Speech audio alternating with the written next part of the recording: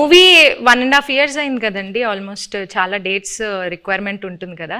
So మీరు heroine గారి డేట్స్ని ఎలా వలేసి తీసుకున్నారు అనేది క్వశ్చన్. కొన్ని వలలు ఎలా ఉంటాయంటే నిజం చెప్పి సరెండర్ అవడంలో వాళ్ళ క్రియేట్ అవుతుందని అలాగే తెలియదు. చైతన్య గారి దగ్గరికి వెళ్ళి ఈ సినిమా మామూలుగా మీరు చేసే ఇతర సినిమాలకు కాదు, దీని చాలా టైం పడుద్ది, దీని ఎండ్ డేట్ ఎప్పుడు అని అడగకూడదు, దీనికి గెడ్డం పెంచాలి, మేము చెప్పే వరకు మీరు ఆ గెడ్డం తీయకూడదు, మాకు బేసిక్గా మీ క్యారెక్టర్లో చాలా బాగుంటారు కానీ ఈ 2 కండిషన్లకు మీరు ఒప్పుకుంటారా లేదా అని డౌట్ ఉండి మా వాళ్ళు ఎవరు మాట్లాడకుండా నన్ను ముందు తోశారు, అందుకు నేను వచ్చాను మీ దగ్గరికి అని అన్నాను.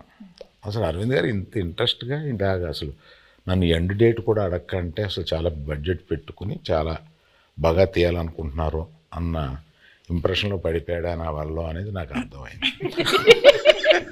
వెంటనే వల్ల పడిపోయారు. మరి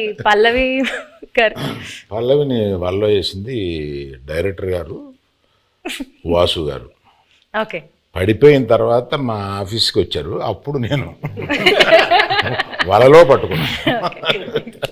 హీరోయిన్ గారికి ప్రొడ్యూసర్ గారికి ఎలా ఈ స్టోరీ చెప్పి కన్విన్స్ చేయడానికి ఎలా వలేసారు?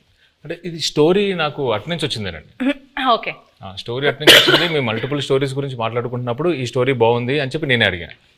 సో అలా వచ్చింది. అండ్ నాకును ఈయనకి చదువు గారికి ఎప్పటి నుంచో లాంగ్ టర్మ్ నుంచి ఉంది, ఇది బాగుంటుంది అని చెప్పి మేము డిస్కస్ చేసుకుని ఎస్ ఇది మేము చేస్తున్నామని వచ్చింది. ఇప్పుడు వాళ్ళ కాన్సెప్ట్ ఏంటంటే సరే అంటే అరవింద్ గారు నాకు చెన్నై పంపించారు అనమాట. వెయ్యమ్మ వలే ఒక చేపను పెట్టండి, కానీ వలేసిన తర్వాత తెలిసింది అది చేప కాదు తిమింగలం అనండి. పల్లవి గారు మీరు చెప్పలేదు? నాకు వల్ల ఏం లేదు, వలే లేదు, అందరికి తెలుసు ఇక్కడ ఉన్న వాళ్ళకి వల్ల ఏం లేదు. వల్లలోనే ఉన్నాం.